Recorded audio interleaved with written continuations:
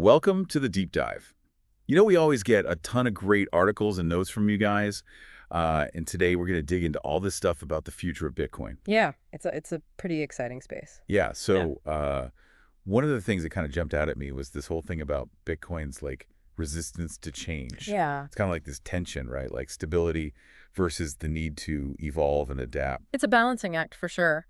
Achieving consensus for any kind of protocol changes is intentionally difficult.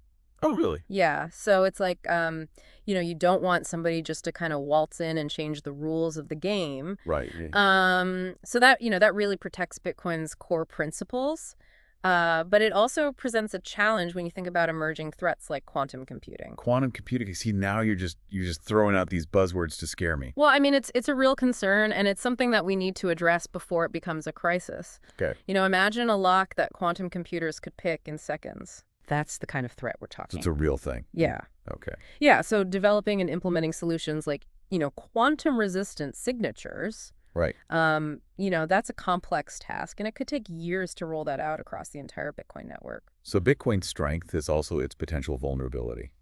Yeah, in a sense. Interesting. Okay. So you also flagged some advice from Jameson Lopp, Oh, yeah. co-founder of Casa HODL. And he's all about this idea of education before investment, which I think is super sound advice. Oh, absolutely. Yeah. It's not just about, jumping on the bandwagon or the hype train or whatever you want to call it. Right. You really need to understand what you're getting into before you dive into the Bitcoin ecosystem. You need to have a good grasp of the underlying technology, the principles behind it, what decentralization really means, and the potential risks involved. Yeah. It's about empowering individuals to make informed decisions, not just chase hype. Totally. And actually, he curates a whole website with a ton of great resources on this, and we'll link to that in the show notes. Yeah, for sure. Okay, so let's talk about institutions, because this is where things get really interesting, I think. We've got entities like BlackRock holding a pretty significant chunk of Bitcoin through ETFs. Right. I think it's something like 5% of the total supply, if I remember correctly. Yeah, that's right. And, this raises a concern about the concentration of power. Oh, yeah.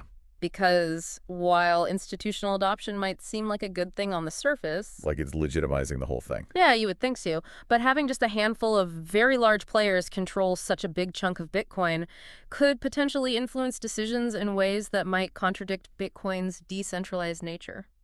That makes sense. I'm trying to think of a good analogy. It's almost like if you had a company where, a small group of powerful shareholders could just override the vote of all the smaller investors. Yeah, it's a good analogy. It kind of undermines the whole point of, having a distributed system. Yeah, and this is particularly important, during events like forks, because these institutional custodians essentially get to choose which version of Bitcoin they support. Right. Which can potentially override the individual choices of smaller holders. So they have a lot of power. They do. Wow. Okay, so speaking of potentially controversial changes, there was this whole thing in your notes about institutions challenging Bitcoin's fixed 21 million coin cap. Right. I mean, that's like changing a fundamental law of physics, isn't it? It would be a pretty radical move. Yeah. And thankfully, it's highly unlikely. Okay.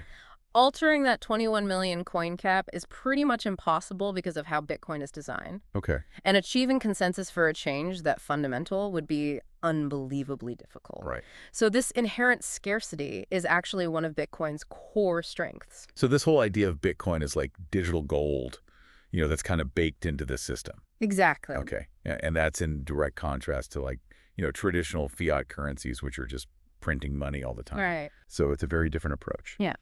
All right, so let's zoom out a little bit and talk about the bigger picture. We've got some U.S. states considering holding Bitcoin as a strategic reserve. Yeah. Yeah. It's like a digital Fort Knox or something. Right. Is this a sign of things to come?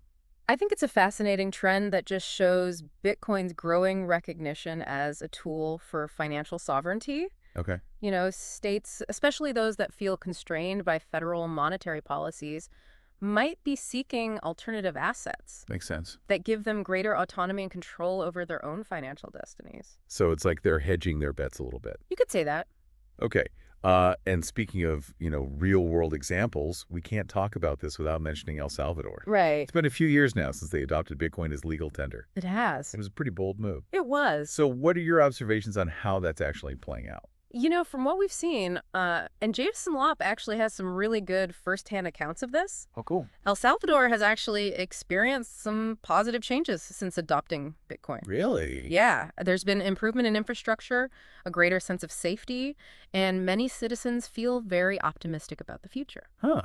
Yeah. Interesting. And they've made some pretty symbolic investments as well, like the Tether Tower. Right. It really kind of puts them on the map as like a Bitcoin-friendly nation. It does, and these investments are definitely noteworthy Yeah. because they demonstrate how Bitcoin can attract capital and potentially drive economic development. So it's a bold experiment that's still unfolding. It is. Okay. Before we wrap up this part of our deep dive, let's talk about a couple of other interesting developments. One thing that caught my eye was the news about Tether launching a stablecoin on Bitcoin. Yeah. Now, didn't they try this before? Yeah, they did. Okay, so what's different this time? Well, Tether originally launched on the Bitcoin blockchain, but then they moved to other platforms because of limitations with the technology back then. Okay. However, recent advancements in Bitcoin's infrastructure, particularly something called the Lightning Network, Okay. has made it a more viable option for stablecoins. So it's like Bitcoin leveled up and now Tether is back. Yeah. What's driving this comeback? So the Lightning Network offers a solution to some of those earlier challenges. Okay. And integrating stablecoins with Lightning could significantly boost Bitcoin's scalability Right. and make it more practical for everyday transactions. Faster and cheaper transactions. Exactly. That's something that I think everybody can get behind. Right. All right, so this might be a little bit of a tangent, but it feels like Bitcoin is becoming so much more than just a currency. Yeah. It's almost like a platform for innovation. That's a great observation. Okay. Because Bitcoin's open and permissionless nature allows for all sorts of applications beyond just simple financial transactions. Like what? Give me some examples. Well, we're seeing these fascinating innovations like ordinals and inscriptions, Okay. which leverage the blockchain for very unique use cases. Now, hold on. Ordinals, remind me what those are. Okay, so imagine you have a one-of-a-kind baseball card, but it's digital, and it's permanently etched onto the Bitcoin blockchain. Okay. That's essentially what an ordinal is. Oh, wow. It's a way to create scarcity and uniqueness in the digital world. So instead of just sending Bitcoin, people are sending digital assets on top of the Bitcoin blockchain. Exactly. It's a whole new world. It is. Okay. It's mind-boggling, but also a little overwhelming. Yeah. There's so much happening. It feels like there's a lot of room for interpretation when it comes to, what direction Bitcoin ultimately takes. That's true, and it's partly by design. Really? Satoshi Nakamoto, Bitcoin's kind of enigmatic creator, intentionally kept the original white paper pretty concise. Oh, so it's open to interpretation. Yeah, and it left space for, ongoing debate and evolution within the community. So it's like a constantly evolving open source project. Yeah. But if there's no central authority who gets to decide what direction Bitcoin takes. Well, that's a very complex question that doesn't have a simple answer. Right. Bitcoin's not a democracy in the traditional sense. Right. But this decentralized structure creates a dynamic where miners, developers, and users all play a role in shaping its evolution. So it's this constantly evolving ecosystem where everyone has a voice. Yeah. Wow. Okay, well, I think we've covered a ton of ground in this part. We have. We've gone from quantum threats and institutional influence to El Salvador's experiment and the rise of new applications like ordinals. Yeah, a lot of information. And it's clear that Bitcoin's journey is far from over. Yeah, we've only just begun to scratch the surface. So where do we go from here? Well, in part 2 of our deep dive, we'll delve further into the challenges and opportunities that lie ahead for Bitcoin. We'll explore topics like regulation, sustainability, and the evolving landscape of decentralized finance. Okay, so be sure to join us for the next installment of our Bitcoin adventure as we continue to unpack the complexities and implications of this groundbreaking technology. It'll be... All right, so welcome back to our deep dive into the future of Bitcoin. We just scratched the surface in part 1, but Bitcoin's not all sunshine and rainbows, right? That's true. There have been criticisms and concerns raised over the years, just like with any disruptive technology. Yeah, and one that I remember coming up a lot was the whole energy consumption thing. Right. When Bitcoin first started gaining traction, it seemed like every other headline was about how much electricity it was using. Yeah. Some reports even claimed that it was using more power than entire countries. Yeah, those concerns are understandable, but I think it's important to look at the bigger picture. Okay. First of all, those comparisons often focus solely on the energy used for Bitcoin mining Right. without really taking into account the full energy footprint of the traditional financial system. Oh, so you're saying we need to consider like the energy it takes to run banks and data centers and Everything, all the infrastructure that supports it. all of it, yeah. Okay, so it's not a fair comparison if we're not looking at the whole picture. Exactly. And secondly, the source of energy used for Bitcoin mining is becoming more sustainable. Really? Yeah, there's a growing trend towards using renewable sources like solar and hydroelectric power. Interesting. And that's driven by both environmental concerns and economic incentives. So it's not just those images we see of, like coal-powered mining rigs in some remote corner of the world. Not anymore. Sustainable mining is becoming the norm. And as technology advances and renewable energy becomes more accessible, we can expect even more improvements in Bitcoin's energy efficiency. Okay, so that's good news for the planet. It is. What about this issue of, Bitcoin being used for illegal activities? Right. That's another one that comes up a lot in the media. Yeah, it's true that in the past, Bitcoin's pseudonymous nature and decentralized structure have made it somewhat attractive for people engaging in illicit activities. Sure. But it's crucial to remember that all Bitcoin transactions are recorded on a public blockchain. So there's a record of everything. Yeah, it's all traceable. Oh, so it's not as anonymous as some people might think. No, not really. While Bitcoin addresses aren't directly linked to real-world identities, you can use sophisticated blockchain analysis techniques to often uncover connections and trace the flow of funds. So it's like a digital trail of breadcrumbs. Exactly. And law enforcement agencies are getting much better at following those trails. So Bitcoin's transparency can actually be a tool in fighting crime. Absolutely. It's much harder to trace cash transactions, for example. Interesting point. Okay, let's shift gears a bit and talk about Bitcoin's potential impact on the traditional financial system. Sure. There's been a lot of talk about disruption, and some folks in the traditional finance world seem a little nervous. Yeah, it's understandable that established institutions might feel threatened by a decentralized, non-governmental currency like Bitcoin. It's like shaking the foundations a little bit. Yeah, it challenges the status quo, the way things have always been done. It's kind of like the arrival of the internet. It shook things up and forced a lot of businesses to adapt or die. That's a great analogy. And I think, just like the internet, Bitcoin's impact on finance is likely to be transformative. In what way? Well, for one, it offers an alternative to traditional banking systems, Okay. particularly in regions with limited access to financial services. So it's not necessarily about replacing the existing system, but providing more options. Exactly. It's about creating a more inclusive financial landscape. Yeah. Bitcoin can empower individuals and communities by giving them tools for financial sovereignty and control over their own assets. That sounds pretty empowering. It is. It's about choice and accessibility. Okay, so with all this talk about disruption and, the potential impact, it's no surprise that regulators are starting to take notice. Right. The question is, how do you regulate something that was designed to be decentralized and outside the control of governments? That's a million-dollar question. Regulation is going to be a key factor in Bitcoin's future. For sure. Different jurisdictions are taking different approaches, Oh, yeah. ranging from outright bans to more of a cautious embrace. It seems like finding the right balance is crucial. It is.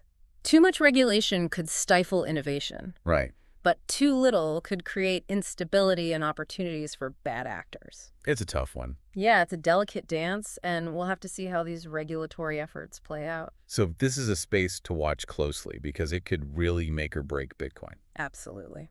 Okay, so I want to shift gears a little bit and talk about the human element of Bitcoin, Right. the community. Right. It's more than just code and algorithms. It's the people. It is. The Bitcoin community is the heart and soul of the entire ecosystem. Yeah, it seems like a really passionate and diverse group. It is. You've got everyone from hardcore cypherpunks and developers to everyday people just looking for a better financial system. Yeah, it's fascinating. And that diversity is actually one of its greatest strengths. Yeah. You have developers who are constantly pushing the boundaries of the technology miners, who are securing the network entrepreneurs, building new businesses, investors providing capital, and everyday users who are embracing Bitcoin as a way to transact and store value. Wow, so it's like this global movement It is. It's like a decentralized digital nation. united by a shared belief in Bitcoin.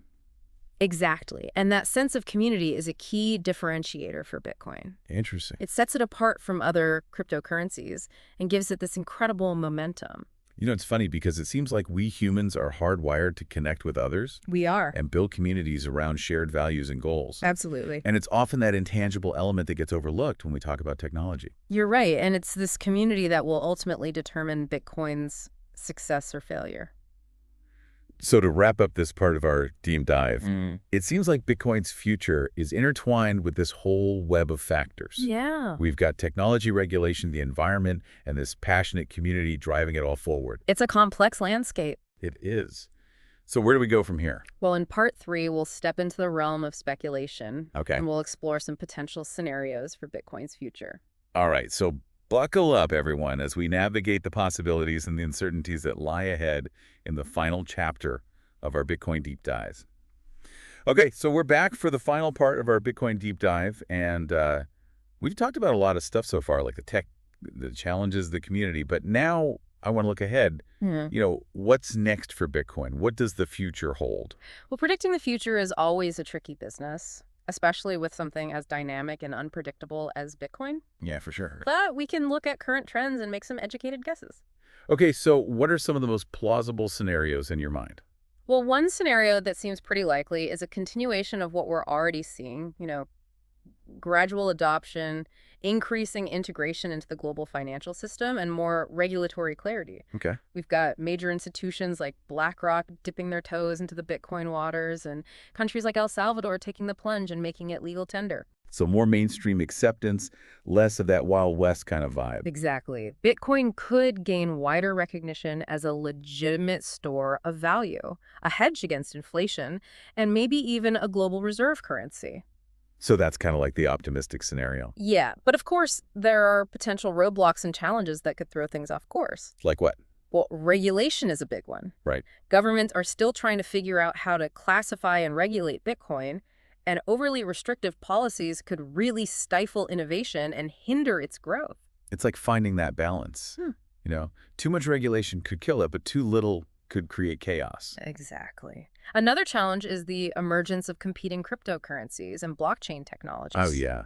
There's always something new popping up. Right. The crypto space is constantly evolving, and new innovations could potentially challenge Bitcoin's dominance. So Bitcoin needs to keep innovating to stay ahead. Absolutely. And then there's always the wild card, the unforeseen events, those black swan events that could throw everything into disarray. Oh, yeah, like a global financial crisis or some crazy technological breakthrough that we haven't even imagined yet. Exactly. We can analyze trends and make predictions, but ultimately the future is uncertain.